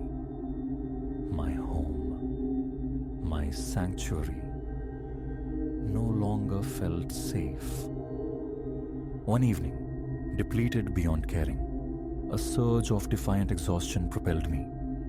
I would confront it. Striding directly to the mirror, I met my reflection's gaze. My breath came fast. I could see the rapid rise and fall of my own chest mirrored perfectly. Enough, I managed, the word trembling but audible. The reflection's lips remained still. Its eyes narrowed fractionally. The icy knot in my stomach constricted. Enough, I repeated, louder this time, voice cracking. Silence from the glass figure. Then a faint, distinct tapping commenced. Tap, tap, tap. Like knuckles rapping gently, insistently, from the inside of the mirror. I jolted backward, stumbling, nearly losing my footing. The reflection's hands hadn't moved, yet the sound persisted for several heartbeats before abruptly ceasing. Whirling, I fled the room, slamming the door shut behind me. I paced the hallway, coiled tight, hands clenched into useless fists. My thoughts raced, chaotic. A desperate need for composure drove me to the kitchen. I downed a glass of water in large, ragged gulps, forcing steady breaths. This wasn't madness. The mirror was real, its actions inexplicable but tangible. Doubt dissolved, replaced by chilling certainty. A plan was needed. The hammer idea resurfaced, instantly triggering that familiar wave of paralyzing fear. Selling it seemed impossible. Who would buy such a thing? And the explanation? Lies felt wrong. The truth unthinkable. Answers eluded me. Now each night unveils new strangeness in the glass. Sometimes my reflection moves in perfect time, then stutters, lagging slightly behind my own gestures. Sometimes it remains utterly still while I shift my weight or scratch an arm. And sometimes the crypt reappears. That bleak chamber, the nervous pulse of distant light, the incessant, maddening drip. My heart accelerates whenever those damp stone walls materialize. Their chill feels palpable. A cold that seeps into my marrow. A dreadful intuition suggests that prolonged focus will eventually reveal something moving within that desolate space. The heavy weight in my gut screams caution, warns me not to peer too deeply, but avoiding its presence entirely is becoming impossible. I articulate this now, casting these words into the void, needing the release. Few have heard this tale. The fear of disbelief, of being dismissed as delusional, silences me. But I am not hallucinating. I am merely Leo, an ordinary man ensnared by a mirror that defies existence. Its scrutiny is constant. At night, the horrifying image surfaces, the reflection climbing free of its frame, or worse, pulling me inward. That is the deepest fear, the crossing over, the entry into that cold, waiting crypt. I don't know what resides there, but its presence is a tangible pressure, a weight on my chest, constantly reminding me that something waits on the other side. How much longer this can continue, I don't know. I dread the day I look into the mirror and my bedroom is gone, replaced entirely by the crypt, or the day my reflection greets me with a permanent, knowing grin, refusing to relinquish its gaze. Every option short of shattering it has been considered, yet the act itself remains beyond my grasp. My legs tremble at the mere thought of touching that twisted frame again. So for now, I remain its captive audience. Each dawn brings the question, what new horror will the reflection reveal today? Each night finds me lying rigid, listening for the return of that soft, insistent tapping. This is my reality now. The mirror remains. It watches. It waits. And the sickening certainty persists. If I stare too long, truly look, I will witness something irrevocable, something that will fracture my mind beyond repair. So I try not to look. But the pull is insidious, a morbid fascination drawing me toward the very source of my terror. Perhaps one day, courage or madness will finally drive me to destroy it. Perhaps not.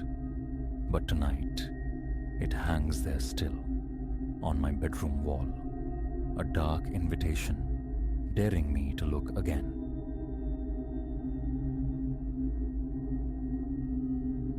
That cold hasn't left me. It's a residue clinging to the marrow. Late light slanted through the grimy casement window that afternoon as I wrestled with the subterranean damp of the cellar, carving a workspace from its neglected bones.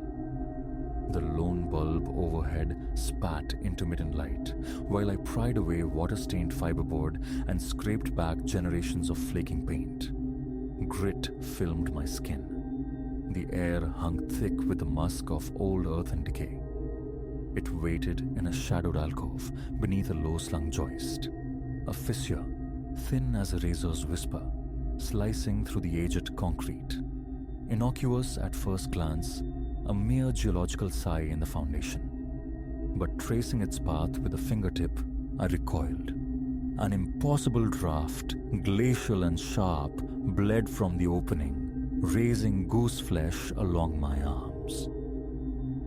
I pressed my ear to the rough wall, curiosity overriding caution. And then, the sound. A voice submerged and indistinct, yet shaping my name. Leo. It rolled the syllables slowly, deliberately, like tasting unfamiliar fruit. My heart hammered a frantic rhythm against my ribs. I killed the power sander, straining to hear. Nothing but the furnace's low drone and the distant sigh of traffic filtered from above. Yet from the crack, it breathed again, softer this time, sinking back into the stone. It spoke of things buried deep, fragments of my history, the specific autumn I'd arrived in this town, the unspoken reasons behind the silence stretching between my brother and me. My mouth went dry, tongue thick as felt. A single drop of sweat traced a cold path down my neck, disappearing beneath my collar. Acoustic anomalies, I reasoned. Phantom echoes carried by archaic plumbing. This house, inherited from Aunt Clara, a woman I'd known only through brittle photographs and familial anecdotes, distant and self-contained, always felt off. Whispers lingered about its past, tales of the cellar serving as some kind of refuge long ago, stories I dismissed. Now, standing frozen, the voice hummed its insidious tune, weaving secrets with unnerving predictions. A tempest due the following Thursday. A midnight caller. A stranger at my door. It spoke with chilling certainty, sometimes mimicking my own cadence so perfectly that the boundary between its utterance and my inner monologue blurred into terrifying ambiguity. I needed air, perspective. I fled the cellar, taking the narrow steps two at a time. In the sunlit kitchen, I drank water greedily, gulping air, forcing logic onto the chaos in my mind. Voices from a crack? Absurd. Exhaustion? Surely. The solution was simple. Patch the fissure. Seal it. Forget it. Armed with trowel and quickset compound, I descended once more. The cellar seemed to have contracted, the air dense and watchful. Kneeling by the fissure, I aimed my flashlight beam into its depths. A faint luster winked back. The dull gleam of polished metal, perhaps, or slick wet stone. I leaned in, but the darkness swallowed the light mere inches beyond the surface. As I forced the grey paste into the gap, pushing firmly, willing it shut, the voice surged, straining against the obstruction. It turned venomous, mocking, adopting my own inflections to fling my private anxieties back at me, reciting lines mumbled in despair during bleak hours.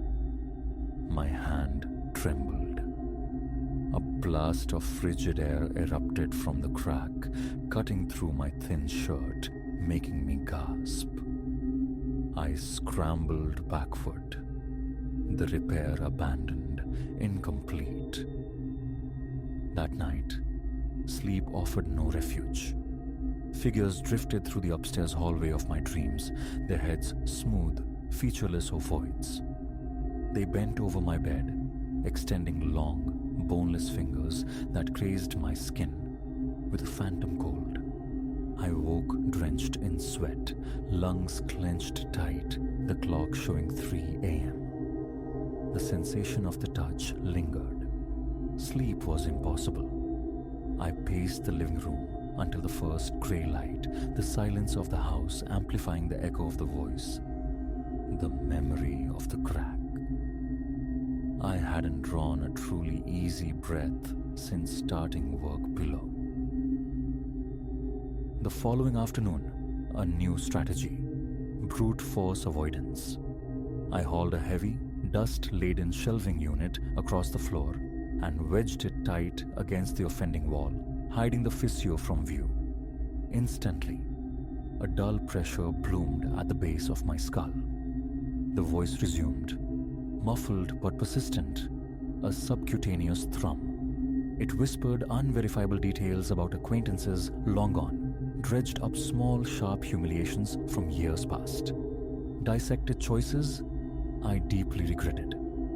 Then came the prognostications, tools succumbing to rust, a hidden pipe rupturing in the upstairs bath, an envelope bearing ill tidings. Each prediction delivered with unwavering, dispassionate confidence. I fought it, throwing myself into mundane tasks, securing loose stair treads, checking the circuit breakers, sweeping away ancient cobwebs. Yet the voice infiltrated my thoughts, sometimes a subtle undercurrent mistaken for my own internal chatter, other times a demanding chant, my name twisted into a derisive sing-song. Behind a stack of forgotten crates, I unearthed a heavy, leather-bound ledger. Inside, Aunt Clara's spidery script detailed notes about a previous occupant, a relative whose name meant nothing to me. She wrote of an anomaly, a doorway within the cellar wall, sealed decades prior. Her handwriting grew erratic, the ink faded. One sentence snagged my attention, chilling me despite its vagueness. Not mending, but merging. I slammed the ledger shut, heart pounding. The meaning eluded me, but its resonance with the fissure felt undeniable, ominous. That evening, needing a human connection, I tried calling a friend. The line crackled, the call dropping repeatedly. My text, inquiring about strange sounds traveling through walls, vanished into the digital ether unanswered. Catching my reflection in the hallway mirror, I saw the dark smudges beneath my eyes, the taut line of my jaw. For a disorienting second, the mirrored lips seemed to move independently of mine. A scream, lodged in my throat. Fatigue, I told myself fiercely. Just fatigue. Drawn back downstairs, armed now with a flashlight and a small geologist's hammer, I approached the wall again. If some tangible object lay hidden, I had to know. I carefully scraped at the edges of the fissure, widening it just enough for a clearer view. The flashlight beam struck something smooth, darkly reflective, a distorted, warped sheen like antique, tarnished glass set deep within the wall's cavity. I saw a sliver of my own eye, staring back, alien and pale. Nausea churned. The voice whispered my name, Leo, and the temperature plunged. It wasn't hostile, not threatening physical harm, but its intent was clear. Contact, invasion. It threaded itself through my thoughts, a parasitic presence. My breathing grew shallow. I hammered a small plank of wood hastily over a widened crack. The voice let out a thin, high wail that resonated not in the air, but directly within my skull. My fingertips went numb, and a dry, racking cough seized me, as if I'd inhaled ice. A choice loomed. Abandon this house, this inheritance, or confront the entity residing within its foundation. But this was my refuge now. Months of sweat equity was sunk into these walls. There was nowhere else. Could I surrender it all to a disembodied whisper? I resolved to seal it definitively. I gathered my materials: heavy-duty cement, reinforcing mesh, sealant, paint. I worked through the night, shirt plastered to my back, heart a frantic drum. Every press of the trowel against the opening drew a sibilant hiss of protest from the wall. It recited my failures, echoed the cruelest words I'd ever spoken in anger. My legs quaked, but I persisted, layer upon layer, until the fissure vanished beneath smooth, grey concrete, then a coat of flat paint. As dawn broke, exhaustion claimed me. The cellar felt marginally warmer, the silence profound. I slumped onto an overturned bucket, head in my hands, braced for the voice's roach. But only a faint, receding murmur remained, so distant I could almost persuade myself it was merely memory. For 7 days, an uneasy truce held. I avoided the cellar, though a phantom chill seemed to emanate from beneath the floorboards. Sleep remained fractured, the faceless dream figures still present, but now indistinct, their menace diluted by distance. Slowly, cautiously, I began to believe it was over. Then yesterday, inspecting the cellar floor for damp patches, my blood ran cold. The wall stood intact, seamless, but on the concrete, a patch still slick from mopped-up water reflected the overhead bulb. And me. My reflection's lips parted, though mine remained sealed. It regarded me, head tilting slightly, and behind its shoulder, almost imperceptible, hovered a shape I didn't recognize, featureless, yet undeniably watchful. The temperature plummeted. My heart ceased. I stumbled back, boots scraping concrete, gaze locked with the mirrored image until I collided with the staircase railing. The reflection's mouth moved again, silently shaping my name. I bolted upstairs, heart threatening to splinter my ribs. Now I write this, hand unsteady, the bedroom door locked tight. The pressure behind my eyes has returned, a low, resonant hum. My tongue rasps against dry lips, tasting phantom dust. The bathroom mirror is shrouded with a towel. I cannot face my own visage. Every polished surface, a window pane at twilight, the screen of my phone, a spoon lying on the counter, seems to hold a fleeting glimpse of something else looking out from behind my eyes. I feel it, lodged within me, not yet whole, but settling in, growing comfortable in the shadowed corners of my mind. The crack in the wall is sealed, plastered over, painted shut. But I fear I haven't contained it. I fear I've only given it a new, more intimate home. My own thoughts feel porous. Sometimes, standing by the kitchen window as dusk settles, I catch my reflection smiling when I am not, its lips moving, forming words just beyond the edge of hearing. And then, in the ensuing quiet, a soft susurrus, insidious and low, calling my name, a constant chilling reminder that this is far from over.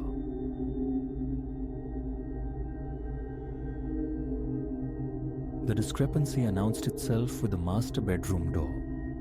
Ajar was its usual state. Sealed shut, felt like a violation.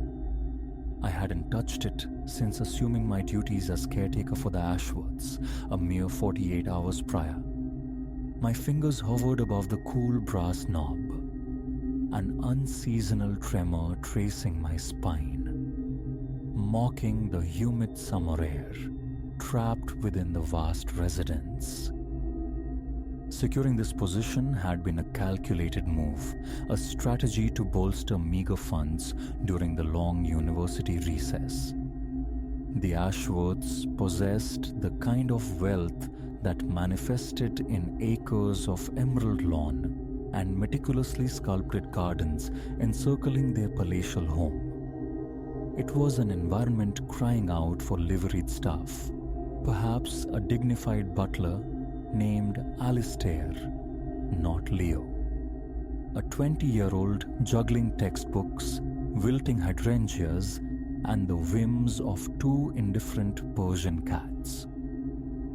Consider the place entirely yours, Mrs. Ashworth had declared, her laughter echoing slightly too loudly in the cavernous foyer as she pressed the keys into my palm. Just refrain from any collegiate revelry, as if my social circle extended to anyone eager to party amidst this echoing gallery of polished marble and ancestral portraits.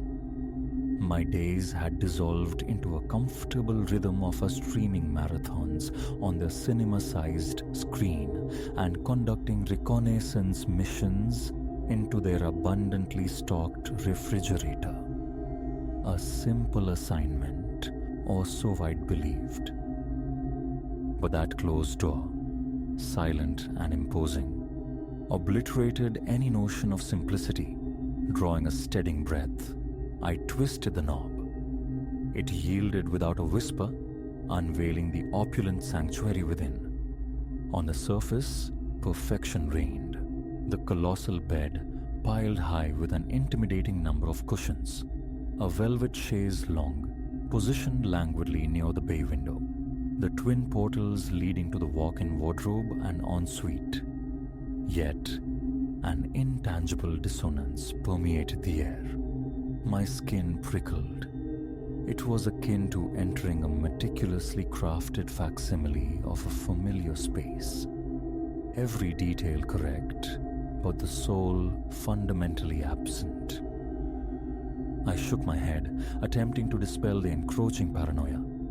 Too many late-night thrillers, fueled by the Ashworth's impressive streaming subscriptions, were clearly addling my brain. I turned to retreat, but then it registered. A delicate fragrance, floral and alien, hanging faintly in the stillness. It wasn't the expensive, slightly dated perfume Mrs. Ashworth favored, the ghost of which clung to her garments in the closet.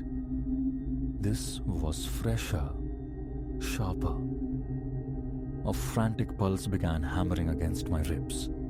Intrusion? My gaze swept the room, hunting for displacement, for error. The antique silver jewelry casket on the mahogany dresser snagged my attention. Was it fractionally off kilter? My hand trembled as I lifted the lid. Though no connoisseur of gems, the sheer incandescence of the diamonds and the milky luster of the pearls bespoke staggering value. Crucially, everything appeared accounted for. If plunder was the motive, why leave this treasure trove untouched? A distinct sound from the lower floor sent a jolt through me. Footsteps? Impossible. The house held only me. The cats prowled the grounds, the cleaners weren't scheduled for days, and the Ashworths were navigating European capitals for another week at least. I crept towards the precipice of the sweeping main staircase, straining to decipher the silence. Nothing. Perhaps auditory hallucination. Then, undeniably, it came again. The clatter of glassware, the soft thud of a cabinet door closing in the kitchen. Someone was undeniably down there. Raw panic surged. Flee, my instincts screamed, escape the house, dial emergency services. But that insidious whisper of curiosity, the fatal flaw of countless doomed protagonists, anchored me. I had to see. Descending the stairs with agonizing slowness, I blessed the thick run that devoured the sound of my passage. The kitchen noises intensified. The distinct chime of crystal, the slide of a drawer. It sounded uncannily like someone preparing a refreshment. Peering cautiously around the archway into the state-of-the-art kitchen, my circulation seemed to halt. There, silhouetted against the gleaming marble island, his back towards me, stood a man utterly unknown to me. Tall, immaculately dressed in attire that whispered of bespoke tailoring, he seemed incongruously elegant for a common burglar. Perhaps I gasped. Maybe a floorboard betrayed me. Whatever the infinitesimal sound, he pivoted smoothly. Our eyes locked. A tableau of mutual surprise held us captive for a beat. Then, unsettlingly, he smiled. Not the sneer of a cornered thief, but a relaxed, almost welcoming expression. "Ah," he murmured, his voice a low, cultivated resonance. "You would be the young man looking after the place. Might I offer you a drink?" I remained rooted, mouth slightly open, grappling with the sheer absurdity. An intruder, caught red-handed in the home I was guarding, extending cocktail hour pleasantries. Who are you?" The words stumbled out, thin and reedy. He chuckled softly, raising his glass in a casual gesture before taking a sip. An acquaintance of the family, shall we say.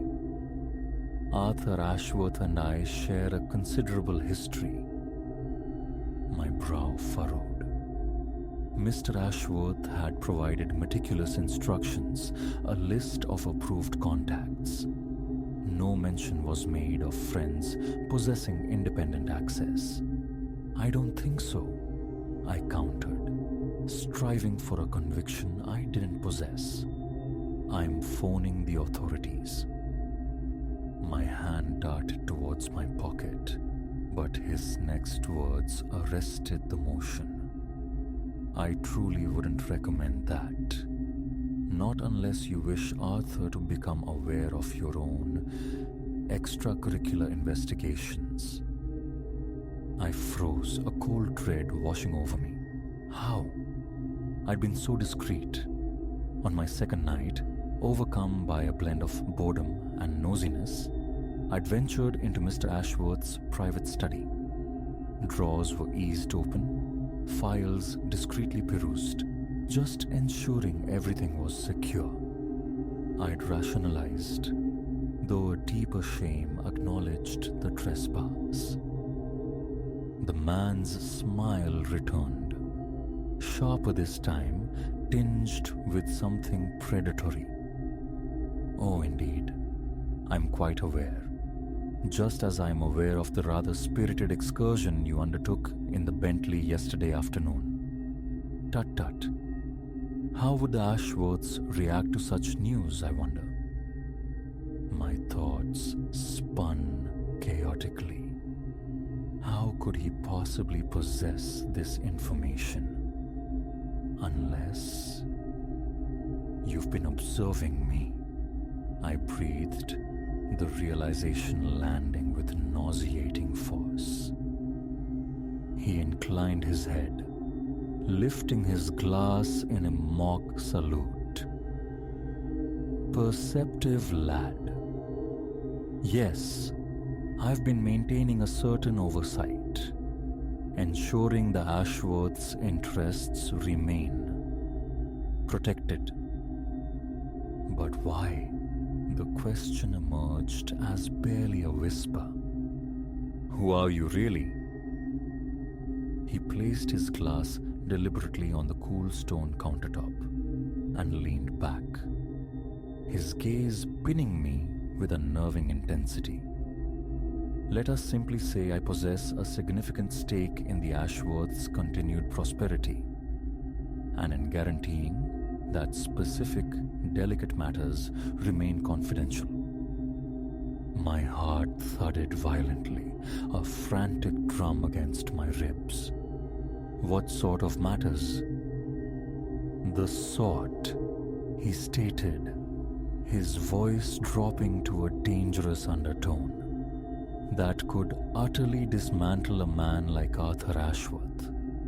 The sort some might consider worth eliminating threats over. A sharp intake of breath escaped me. I took an involuntary step backward. You're blackmailing him?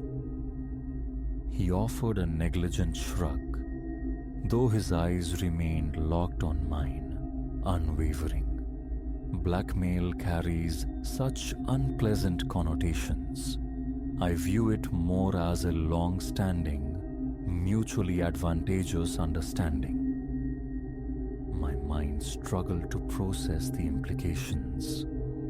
The impeccable, affluent Ashworths, paragons of societal grace? What festering secrets lay beneath their polished veneer?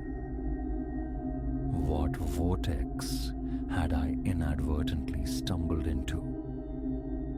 What happens now? I asked, hating the tremor of fear that laced my voice. His smile was devoid of warmth. Now, my young friend, you arrive at a crossroads. Option 1. You rose this encounter from your memory. Diligently complete your house-sitting tenure, collect your generous compensation, and depart with your naivety slightly bruised but intact. Or... He paused, letting the unspoken alternative hang, thick and menacing, in the air between us. Or what? I whispered. Or you embrace the role of the righteous crusader, alert the constabulary, inform the Ashworths upon their return, but pause and consider. Whom are they more inclined to trust? A long-established family associate, or a university student caught rummaging through private documents and misappropriating luxury vehicles? A wave of sickness washed over me. He was right. I possessed no tangible evidence, only my word against his, and my own actions had already compromised my credibility. My transgressions, though minor in comparison, had irrevocably tainted me in the Ashworth's eyes. So, he prompted softly, retrieving his glass. Which path will it be? The path of least resistance or the one fraught with complications. I stood paralyzed, caught in the cross currents of duty and terror. The morally correct action blazed with clarity: expose him regardless of the personal cost. Yet fear, that primal self-preserving instinct, clamped down hard. Ultimately, neither valor nor ethics dictated the outcome. Sheer, unadulterated chance intervened.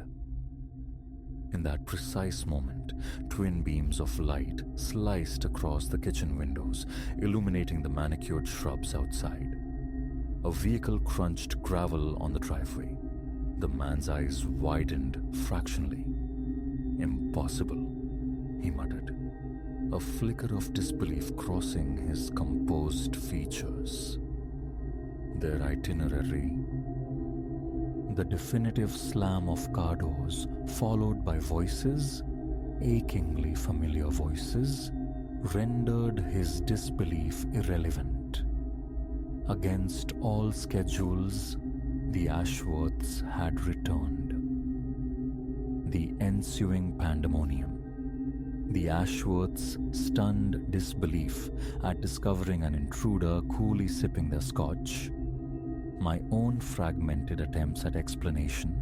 The man's, Julian, I later learned his name was Julian Thorne, seamless prevarications. Eventually unspooled the tangled threads. It wasn't a tidy resolution. Accusations flew, tears were shed, legal threats were brandished. Yet, somehow, amidst the wreckage, a form of justice emerged. Thorne was apprehended. The Ashworths' shadowy secrets, whatever their nature, remained submerged. As for me, the house-sitting position vanished naturally, but I departed with an intangible, far heavier compensation, a stark narrative forever etched in my memory, and a profound understanding of curiosity's potential cost. Now, when passing imposing residences with their flawless lawns and gleaming facades, I find myself wondering, what intricate dramas, what hidden vulnerabilities lie concealed behind such perfect exteriors? But the lesson was learned. Certain doors are best left unopened. Certain inquiries best left unspoken. For one never knows when they might inadvertently step onto the perilous stage of someone else's clandestine war.